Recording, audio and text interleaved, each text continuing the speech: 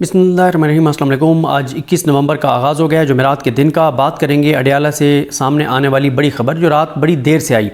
معاملہ یہ ہے کہ عمران خان صاحب کے ساتھ دو ملاقاتیں ہوئیں علی امین گنڈا پور صاحب کی، ایک منگل کے دن ایک بدھ کے دن، اور حکومت نے یہ تاثر بنانا شروع کر دیا کہ مذاکرات بڑے زبردست طریقے سے آگے بڑھ رہے ہیں اور 24 کی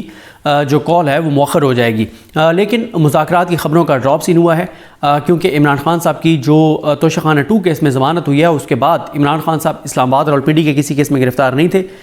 تو عمران خان صاحب کی راولپنڈی کے ایک کیس میں، بوگس کیس میں، جھوٹے کیس میں، گھٹیا کیس میں عمران خان صاحب کی گرفتاری ڈال دی گئی ہے، اور اس حوالے سے راولپنڈی پولیس کے ٹویٹر اکاؤنٹ سے بھی ٹویٹ ہوا ہے جس میں یہ کہا گیا کہ بانی P T I Imran Khan پر درج مقدمات کی تفتیش، عمران خان کو تھانہ نیو ٹاؤن کے مقدمے میں گرفتار کر لیا ہے، مقدمہ جلاؤ گھراؤ پتھراؤ پولیس مزاحمت سرکاری املاک کی نقصان رسانی سمیت دیگر واقعات پر درج کیا گیا، مقدمہ انسداد دہشت گردی ایکٹ کی دفعات فلاں فلاں اور کے تحت درج کیا گیا ہے۔ ایس ایس پی انویسٹیگیشن کی سربراہی میں تفتیشی ٹیم عمران خان سے تفتیش کر رہی ہے۔ عمران خان کو کل جسمانی ریمانڈ کے حصول کے لیے عدالت میں پیش کیا جائے گا، یہ عدالت وہیں پہ لگے گی۔ اچھا، اس میں انہوں نے نہیں لکھا کہ یہ کس تاریخ کو کس تاریخ کو ایف آئی آر درج ہوئی تھی، تو یہ ایف آئی آر درج ہوئی ہے 28 سپٹمبر کو، جب پنڈی کا احتجاج تھا 28 سپٹمبر کو، اور یہ عمران خان صاحب پر اور عمران خان صاحب کے کچھ اور ساتھیوں پر یہ ایف آئی آر جو ہے وہ درج کی گئی ہے، اور 28 کی جو ایف آئی آر ہے اس پر آپ اندازہ لگائیں نا کہ اب اگر آپ 28 سے دیکھتے ہیں 28 سپٹمبر سے، تو 54 روز بعد عمران خان صاحب کی جو ہے وہ گرفتاری ڈالی گئی ہے۔ اچھا، رائے احمد بھٹی ہیں جو دنیا نیوز کے لیے کور کرتے ہیں راولپنڈی کو، رائے احمد بھٹی صاحب نے 29 سپٹمبر کو اس ایف آئی آر کے حوالے سے خبر دی تھی، باقی میڈیا نے بھی رپورٹ کی ہوئی ہوگی، لیکن میں رائے احمد بھٹی صاحب کو فالو کر رہا تھا ٹویٹر کے اوپر، تو انہوں نے کوٹ ٹویٹ کیا اور بتایا کہ انہوں نے 29 سپٹمبر کو اس ایف آئی آر کے بارے میں بتایا تھا، اور اب 29 سپٹمبر والی ایف آئی آر میں عمران خان صاحب کی آج یعنی اب کچھ گھنٹے پہلے کل کی تاریخ میں گرفتاری ڈال دی گئی ہے۔ اچھا، اس حوالے سے تحریک انصاف کی لیگل ٹیم کو دیکھنے کی ضرورت ہے کہ جتنی عمران خان صاحب پر ایف آئی آرز ہیں ان میں گرفتاری، کیونکہ اسلام آباد کورٹ کا ایک آرڈر ہے کہ جب ایک کیس میں کوئی گرفتار ہوگا تو باقی تمام میں گرفتاریاں ڈالی جائیں گی، تو اس کے لیے تحریک انصاف کی لیگل ٹیم کیا کر سکتی ہے، کیا کر رہی ہے، اس حوالے سے تحریک انصاف کی لیگل ٹیم کو ضرور دیکھنا چاہیے، کیونکہ اس طرح سے تو ایک کے بعد دوسرے کے بعد تیسرے کیس میں گرفتاری ڈلتی چلی جائے گی۔ اس لیے ایک سٹرونگ قسم کی پیٹیشن، جو بھی لیگل ریمیڈیز ہیں ان کو اویل کرتے ہوئے تحریک انصاف کی لیگل ٹیم کو عدالتوں سے رجوع کرنا چاہیے۔ اس میں کوئی شک نہیں ہے کہ عدالتوں کی حیثیت اور اوقات بھی ہمیں پتہ ہی ہے، لیکن پھر بھی اس حوالے سے لیگل ٹیم کی ذمہ داری ہے کہ وہ اپنے طور پہ تو جو بھی کردار اپنا ادا کر سکتے ہیں وہ کریں، اور باقی میں آپ کو بتا چکا ہوں کہ جو ریڈ زون ہے اس کو بند کیا جا رہا ہے، کنٹینرز رکھے جا رہے ہیں، 0 پوائنٹ فیض آباد ہر جگہ کنٹینرز جو ہیں وہ پہنچائے جا رہے ہیں، اور لیکن ابھی تک راستوں کو بلاک نہیں کیا گیا، وہ شاید کل اس کو بلاک کرنا شروع کریں۔ باقی عمران خان صاحب جو ہیں انہوں نے آج کے دن تک کی ڈیڈ لائن دی ہوئی ہے کہ جمعرات تک اگر معاملات ہو جاتے ہیں تو ٹھیک ہے، ورنہ جمعے کو قافلے نکلنا شروع ہو جائیں گے۔ تو دیکھیں، میں آپ کے سامنے ایک گفتگو آپ کو سنانا چاہتا ہوں جو فیصل چودھری صاحب کی ہے، جو عمران خان صاحب سے ملے، اور ان کی گفتگو میں سے نا مطلب ایک آدھ چیز رپورٹ ہوئی ہے، باقی چیزیں رپورٹ ہوئی نہیں ہیں، اور یہ بہت ضروری ہے۔ اور ایک چیز اور میں بتا دوں، میں کسی کا ٹویٹ بھی پڑھ رہا تھا کہ جس کیس میں عمران خان صاحب کی گرفتاری ڈالی گئی ہے، احمد وڑائی یا کسی نے ٹویٹ کیا ہوا تھا کہ اس میں جتنے لوگ نامزد ہیں ان سب کی ضمانتیں ہو چکی ہیں، تو ایک ایسے کیس میں جس میں باقیوں کی ضمانتیں ہو چکی ہیں، عمران خان صاحب کو اس کیس میں گرفتاری جو ہے وہ ڈالی گئی ہے۔ فیصل چودھری صاحب عمران خان صاحب سے کل ملے ہیں، انہوں نے جو گفتگو کی ہے جس کو میڈیا نے مکمل طور پر اس کا بلیک آؤٹ کیا ہے، میں یہ سمجھتا ہوں کہ اس میں عمران خان صاحب نے 2-3 بہت اہم باتیں کی ہیں جو کہ ضرور لوگوں تک پہنچنی چاہیے، اس لیے میں یہ آپ کے سامنے رکھنا چاہتا ہوں۔ اور ایک چیز میں آپ کو بتا دوں کہ تحریک انصاف کو اگر یہ حکومت سمجھتی ہے کہ وہ مذاکرات کی ٹرک کی بتی کے پیچھے لگا کے اور وہ سمجھتے ہیں کہ مومنٹم کم ہو گیا، مجھے ایسا نظر نہیں آیا، مجھے جو نظر آ رہا ہے وہ یہ ہے کہ مومنٹم اسی طرح سے برقرار ہے، اور تیاریاں تحریک انصاف کی ہو رہی ہیں، اور جو کل جو عمران خان صاحب کی بیل ہوئی ہے اس سے پی ٹی آئی کو ایک حوصلہ ملا ہے کہ نہیں، عدالتوں سے فیصلے آ رہے ہیں، اور عمران خان صاحب کے اوپر کیے گئے بوگس کیسز میں، جھوٹے کیسز میں عدالتیں فیصلے کر رہی ہیں، خاص طور پہ اسلام آباد کورٹ میں، اور اسلام آباد کورٹ میں بھی عامر فاروق صاحب کے علاوہ جس بھی جج کے پاس کیس لگتا ہے تو وہاں پہ مختلف چیز ہوتی ہے، اور میاں گلس اور نے بہرحال وہ ایک بڑا فیصلہ دیا ہے۔ تو لیکن وہیں پہ جب یہ گرفتاری ڈالی گئی ہے تو اس سے تحریک انصاف کو یہ کلیئر ہو گیا ہے کہ کوئی چکر نہیں ہے مذاکرات والا، اپنا دباؤ آپ بڑھا کے رکھیں. یہ تحریک انصاف کا دباؤ ہی ہے کہ 2 دن کے لیے اڈیالہ کے دروازے کھول کے علی امین گنڈا پور صاحب کو ملوایا گیا بغیر کسی عدالتی حکم کے, اور کئی گھنٹے تک کی ان کی 2 ملاقاتیں کروائی گئی ہیں. ذرا سنیے فیصل چودھری صاحب نے عمران خان صاحب سے ملنے کے بعد کل کیا کہا, اور میں آپ کو اس میں کچھ چیزیں ہائی لائٹ کرنا چاہتا ہوں کہ جو بہت امپورٹنٹ ہیں. اور وکلا سے گفتگو کرتے ہوئے کہا ہے کہ جو مذاکرات ہیں وہ کل تک اگر کوئی نیوز آتی ہے تو, ورنہ تو ہمارا پروٹیسٹ آن ہے. پروٹیسٹ جو ہے وہ جمعے کو قافلے پہنچنا شروع ہو جائیں گے, اور اس کے بعد یہ ویسے بڑی امپورٹنٹ ہے کہ جمعے کو قافلے پہنچنا شروع ہو جائیں گے. ویسے تو یہی تھا کہ اتوار کی کال ہے, تو جمعے کو اس کا مطلب ہے شاید کوئی حکمت عملی چینج بھی ہو سکتی ہے کہ وقت سے پہلے کچھ لوگ پہنچنا شروع ہو جائیں. اور یہ بڑا کیٹیگوریکل فیصل چودھری صاحب نے کہا ہے کہ عمران خان صاحب نے کہا ہے کہ ہمارا پلان جو تھا وہ ہے, اس میں کوئی رد و بدل نہیں ہوا. ہمارا جو احتجاج ہے وہ کسی صورت بھی ڈیفر نہیں ہوگا, اور احتجاج کی جو کال ہے وہ بدستور قائم ہے. اس کے بعد انہوں نے باقاعدہ ذکر کیا ہے کہ انہوں نے 9 مئی کے بعد یہ دوسری کال دی ہے,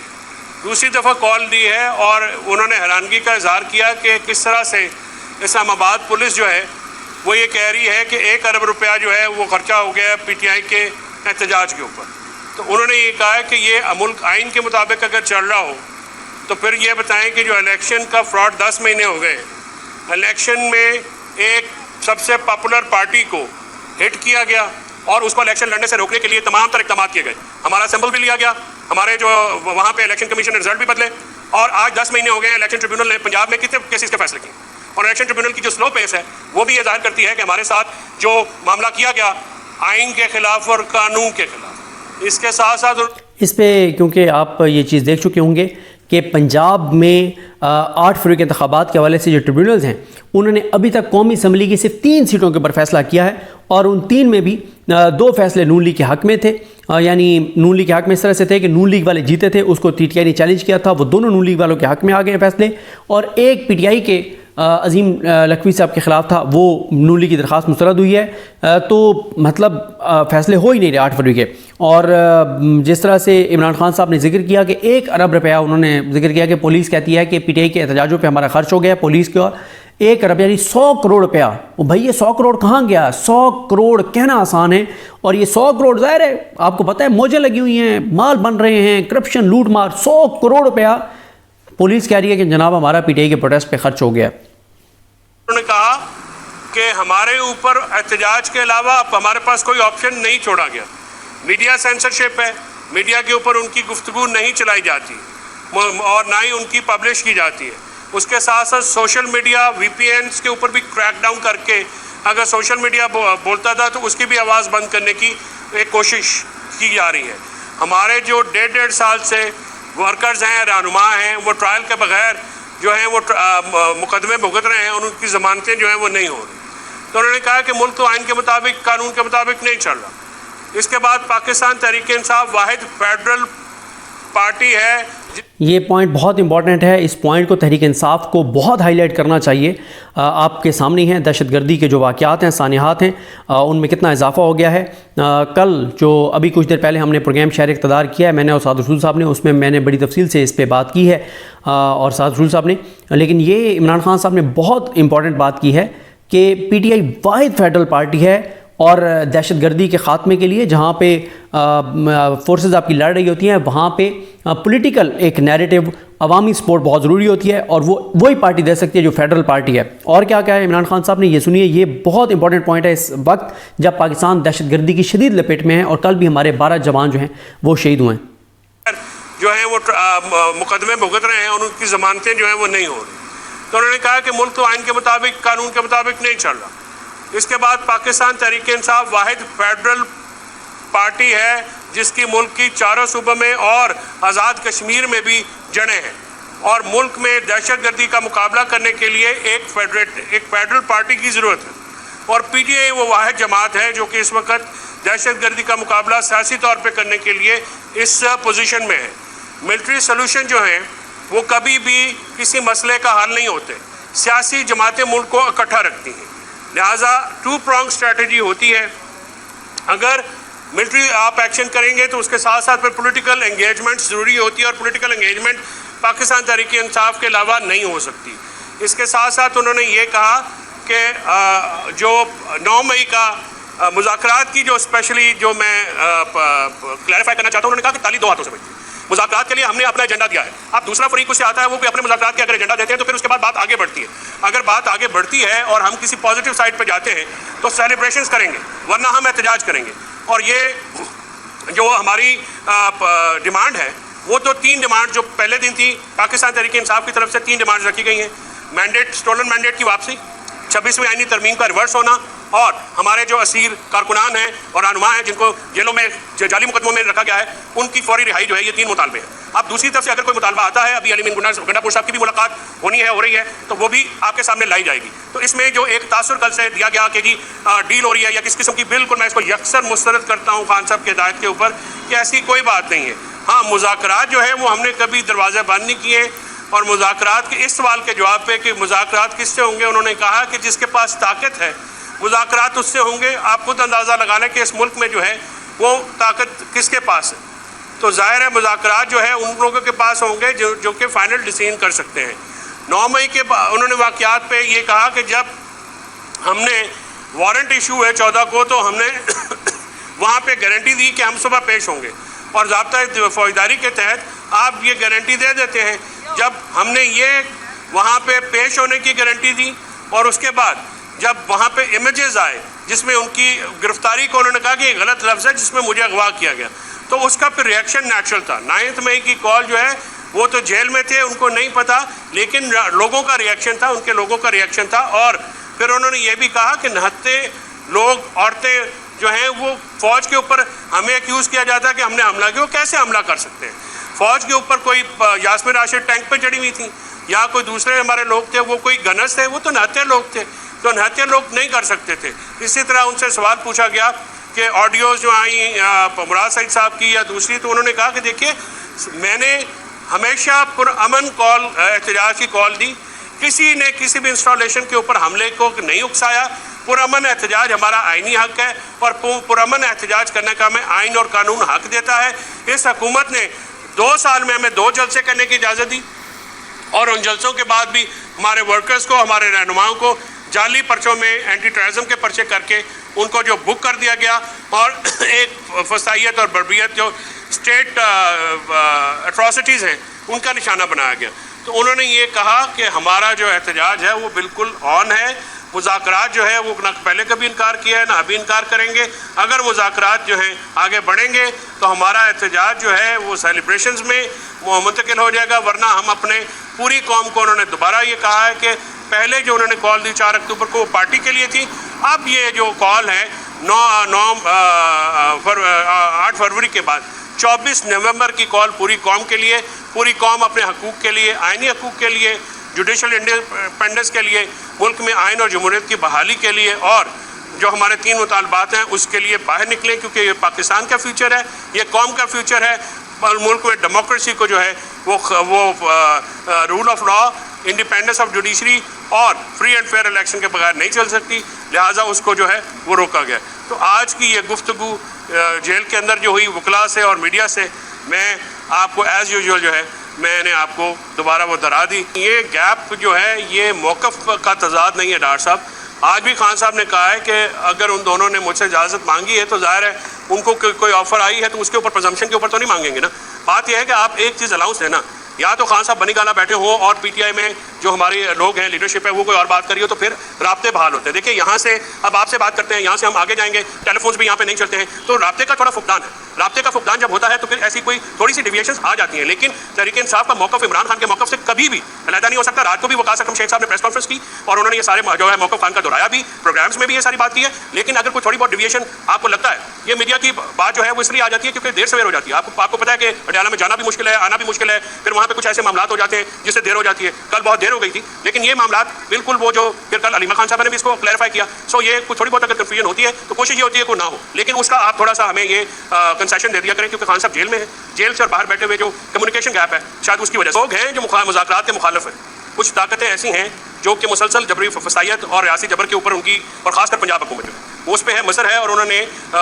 پنجاب اور سندھ میں ہمارے لوگوں کو گرفتار کیا جاتا ہے جب بھی کوئی اس کا جلسے کا یا احتجاج کا اناؤنس ہوتا ہے ایک ٹیرر کرنے کے لیے. لیکن اس بار اتنی پبلک نکلے گی انشاءاللہ کہ وہاں پہ آپ کو یہ نمبر جو ہے یہ ان کو یہ بھی چھوڑنے پڑیں گے. تو ایک کچھ لوگ ہیں جو کہ ود ان دا گورنمنٹ جو ہے وہ اس چیز کو نہیں چاہتے ہو کہ سیبوٹاج کرنے کی کوششیں ہوتی ہیں, لیکن جمہوریت اور آئین بچانا جو ہے پاکستان تحریک انصاف نے ہمیشہ اس کے لیے کھڑا ہوا ہے, اور آئندہ بھی کھڑے ہوں گے. ہمارے لوگوں نے بہت قربانیاں دی ہیں, اس قربانیوں کو خان صاحب نے کل بھی سراہا ہے اور آج بھی سراہتے ہیں کہ جو ورکرز ہیں, جو ہمارے لیڈران ہیں, جس میں شاہ محمود قریشی, عمر چیمہ, چودھری جہاز صاحب, محمود رشید صاحب, یاسمین راشد صاحبہ سمیت جتنے بھی لوگ جنہوں نے جیلیں کاٹی, اگر ایک ایک دان دیتے تو وہ پارٹی چھوڑ دیتے تو آج رہا ہو جاتے, لیکن انہوں نے تمام فسائیت کا سامنا کیا اور نظریے کے لیے کھڑے ہوئے. تو پی ٹی آئی ایک نظریاتی جماعت ہے, پی ٹی آئی کے ورکرز نظریاتی ہیں, اور انشاءاللہ یہ نظریے کی بنیاد پہ جو جماعت ہے وہ کھڑی ہے اور کھڑی رہے.